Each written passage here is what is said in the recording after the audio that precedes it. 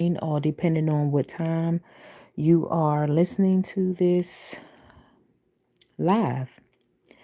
I'm here because I just want to share my thoughts and take on the book of Ruth and how this season in my life, as I am going over the Bible and rereading the entire Bible, Ruth is a story that I used to love because I saw it in a different aspect, especially when I could think of just as a babe in Christ. And for the first 5, 6 years, Ruth was just an amazing story to me to think about how this woman, left her husband, died. Speaking of Ruth, her husband died, which was Naomi's son, and she stayed, and the other woman left. And my mind always just soaked on that. One stayed, the other left. And, I always thought, well, the other one, may have not had, that much hope or that much maybe love or desire to, still cling to her mother-in-law when her husband died. But as I read it this time in my life, which I've read it so many times before, but this particular uh, version of the Bible I'm reading is called the Message Bible. Um, what is it, by Peterson? And as I read it this time, what I have begun to see is not just the fact that one left and one stayed. Ruth had this love for Naomi. I mean, she truly loved her. And as I think about it, she loved her like a mom. She had a genuine love for Naomi. And this is the reason why she stayed. She had so much of a love. Her character is what sent her out in the field to go and glean for, as it says, she went out in the field to glean, which is she went out to, collect some harvest. She did this, for them so that they can eat. Because if you listen to Naomi was like, she lost everything when she came back to Bethlehem. She was just like, hey, don't call me Naomi, call me bitter, because, I left with everything, which means she had her husband, she had her 2 sons, and they had everything that they needed. But when her husband died, then her 2 sons, she felt that, she didn't have anything. So, sh but she came back with Ruth, who was a foreigner. So Ruth's love caused her to work in the fields to gather food for her and her mother-in-law because there was no man around to do that. So she did this as a Boaz came, because it said this one day she went over to another field and was gleaning into that other field, and that other field belonged to Boaz, and Boaz was a relative of Naomi's husband. um and Naomi's husband name was Elimelech. And we have to be careful because sometimes we think about Abimelech, because we have an Abimelech in the Bible too. But Naomi's husband is called Elimelech, and they are from Judah. And remember, they had went Naomi and her husband when they first left Bethlehem in Judah. They went to where did they go? Moab. They went to the Moab country. That's what I'm sorry. They went to the Moab because Ruth is a Moabite. So she's a foreigner to the Israelites. So this foreigner is out gleaning in the fields. And now on this one particular day, she tends to go over to another field. And she probably didn't even realize it. And it was Boaz's field. So she's working in it. And Boaz comes this one day and he was greeting his, young women workers, and he was asking, who is Ruth? Um, and this is the part right here that began to cause me to look at it in a different light. Because as he was asking about her, his, I guess you would want to say his attendee or something like that was, telling about, you know, Ruth and who she was. He was just like, she worked steady from morning until now, he said, without a break. So she is showing tremendous courage, strength, dedication, everything. Like, I'm going to work this field because I am going to get some food for me and my mother. We need this. Um, and obviously, as you read on, this worker told Boaz more than just, hey, she worked, you know, morning and night, because you read a little bit more. Boaz begins to say that, when Ruth, had started talking to him like, well, why would you be nice? And he was just like, I heard about who you are and how you left your country and came here with your mother-in-law. Your husband is no longer here, but you still came here with her and took care of her. And that shows a lot. That shows her character. So now as I read it, I can see how, okay, and the amazing thing, I think a lot of us women get so hooked on is because it says that he was prominent. He was rich. And, women, we all get up in that fantasy land like, oh, yeah, I want to marry me a rich, wealthy man. But what caught Boaz's attention was because of Ruth's character. She was out in that field. She was working day and night with no break to get food for her and her mother-in-law. And then not only that, she was a foreigner working in another whole nother country, didn't know anybody, but she's like, I'm going out here with these people anyway, and I'm going to do what I need to do for me and my mother-in-law because I love her. And it's like, when I think about it now, how many of us actually have love for those of us who are married? I'm not married yet. But those of us who are married have that much love that if you lose your spouse, you are still loving and taking care of your mother-in-law. That says a lot. It's so many people now that's walking away from everything, family, and sometimes you have to walk away from family. So that's a whole nother story. But um, just truly think about that. You say your spouse dies and you still are with your your in-laws, mother, father. So what caught Boaz's attention was Ruth's character. He really admired her character because think about it. There was other women, he said, that was in that field. These were women who were harvesting his field. But Ruth wanted to know, um, out of all these, people here, I'm a foreigner. Why are you being kind to me? And see, he was impressed with her character. This is what Boaz was impressed with because he has money. And I'm quite sure he had so many women to throw themselves on him because of the money and fame that, he had. But Ruth came in being a foreigner and she impressed him. So this is what, and he was such a, a godly man too. And a man with integrity, that when Naomi had told Ruth to go and sleep at his feet because she said it's time for you to get someone now. Hello to everyone. I'm forgive me if I'm not saying hello. I want to keep my mind focused on, what I'm saying and don't want to get sidetracked.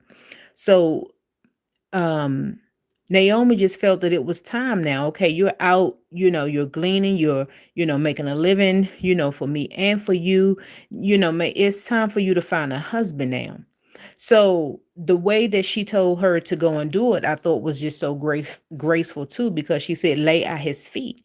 And then when he wakes, he'll tell you what to do. And when he woke up, like it said that he was startled because it's like, this woman is at my bed. Who are you? And then he was just like, such what he said something about a loving thing that she did because she slept at his feet. She didn't try to do anything nasty, touch him, probably take off her clothes, any of that. He didn't, none of that, happen. She just laid at his feet. And like Naomi said, wait for him to tell you what to do.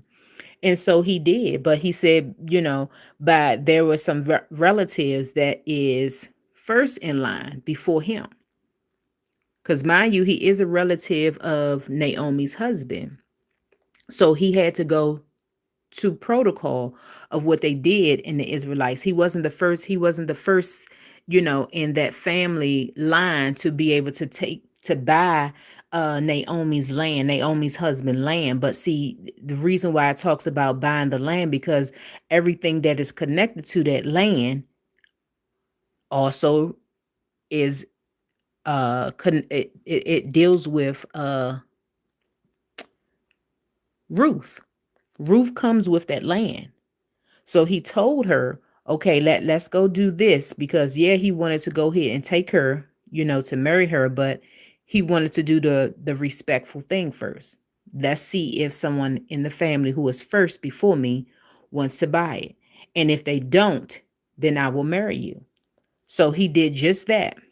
And the funny thing is, each culture does something different. Something different. And when it talked about the Israelites in that time, the way they handle business is they took off their shoe, right? And I think it was the exchange that gave it to the other person, or either they just took off the shoe, to say that this business thing has been done, and you all are the witnesses. And I laugh because this is a little side joke. I think this was years ago, and I think it was Bush when he was the president, and I can't even remember where he was, but I can still see that when I was watching the news with this man. I think he may have been the Israelite somewhere. I know he was a foreigner, and he took off that shoe and threw it at Bush. I can still see this because I have never ever before seen something on the news like that. That man was so mad with Bush. He tossed that shoe, but Bush was fast though because he ducked, and that shoe went right on past his head. But if he hadn't, he would have got clunked right upside his head. So anyway, let me stay on track. So he went and he married her. He went and he married her. And the whole moral too that I thought about at this season and this time of reading Ruth, because I can go back and read this 2 months later, and God show me a different perspective on His word. And this is the mysterious thing about reading the Bible, how you will see something different, and especially if you are, before you read, you are asking God for wisdom, knowledge, and understanding. He's going to give it to you, and He's going to show you something different in His word. And I think that's beautiful. To me, that's like God is wrapping His arms around me, showing me His love every time He showed me and give me wisdom and revelation, and reveal a truth that I haven't seen before. That's His hug to me. Um, so I was thinking about too how some of us may go through moments or have went through moments where we feel left out. We feel like we are, not worthy. And then here come, situations where people begin to do kindness, something kind towards us, or just something mysteriously happened that just changes our situation. And the only thing that I can let you know is that it's because of God. He's showing you His love. He's showing you, that He cares, you know, that He's still there for you. Because listen to what Naomi said to Ruth, her daughter-in-law, um, when Ruth started to tell her about, who the man was, who field she was working in, and what he did for her. Naomi had said to Ruth, "Why, God bless that man. God hasn't quite walked out on us after all. He still loves us in bad times as well as good." And what makes this so, great is because Ruth was an outsider. And I think at this time when Naomi said this, she didn't know who the man was. She didn't know that this man was that she was talking about was Boaz, and Ruth eventually told her, his name. But this outsider became blessed. Like, she didn't even just get a ordinary, husband. She got a rich husband. But she got this rich husband because of her character. Boaz said, "I know all about what you did. That's the amazing part. So, even to think about some of those who are waiting for a spouse, a male, you may be waiting for, your wife, and that female, she may be waiting for her husband. But in your wait, you have to still let the character that God has placed within you show. You have to still, be loving. You have to still be kind. You have to still do your everyday thing because we are individuals before we become together with that mate, but it's your character that is going to attract your mate. And if you're looking for a godly mate, that character trait should be some fruits of the spirit. And that is what Naomi portrayed. That is what her character showed, the fruits of the spirit. And I had to, share that just a little uh because I thought it was something good to share at this moment about Ruth, because I know I've heard Ruth like preach so many times, and I think a lot of times that it has been preachers like really people just sometimes focused on, she got married to, this rich man. But the thing is her character. Her character shown, and Boaz even said the whole town knew about her character. So when you stand in integrity, when you stand on the words of God, everybody is going to see it, whether you know it or not. People are watching others. They're watching you. If you're a child of God or you're a man of God, woman of God, people are watching you. So be careful of how you're living. And no, we're not perfect. We are not perfect. But when you truly walking in the love of God, oh, it's going to show and people are going to talk. We know people are going to talk whether it's good or bad. But the good thing of what I'm speaking of in this Bible is that her goodness, her integrity, it showed that everyone was talking about that. And I can bet you they was talking about how this, this lady, she didn't left her family and everything. She didn't go back to her own mother and father, but she stayed here with Naomi, and now she taking care of her. Now there probably was some negative stuff, but in this word, the way they put it, it was more positive. That people was really, talking about how this woman left and taking care, didn't go back to her family, and she's taking care of this woman. And she's working day and night without a break to make sure that they have food. And I'm quite sure it was a lot, because they had land themselves, because this is the land that Boaz, took over. So how was they even able? They probably couldn't even take care. It was just them two. They didn't have any men to, go and, glean their own fields, to, prepare their own grounds and all of that. So they had to go into another, field to get food. That says a lot. It says a whole lot. So I'm not going to be any more longer. I just wanted to share that. And I say, God bless you to you all. Have a good day. And happy Sabbath to you for tomorrow. So I pray for those, who are honoring the Sabbath. I say, God bless you. I continue to pray and thank God for your obedience in honoring his Sabbath, because that is something that we're going to have to truly learn how to do, because a part of that new world order, uh it's going to be a part of trying to really make people, you know, go to church and honor on that Sunday, which is what we have been doing. And this is a whole different conversation because it comes from the Roman Catholic Church. But when you read and study that word, God has made the Sabbath for us. And when you read the 10 Commandments, the only 10 Commandments, and I think this may be the fourth one, is when he talks about honoring his Sabbath, it says to remember the Sabbath day, which means the Israelites were already honoring the Sabbath. Before he even put it in the 10 Commandments, they were already doing this. So this is why he said, remember to honor. So I'm speaking to my sisters and brothers who are believers, who have been saved, who follow Jesus Christ, who loves him with all their heart, their minds, and their souls. Continue to honor the Sabbath. God bless you.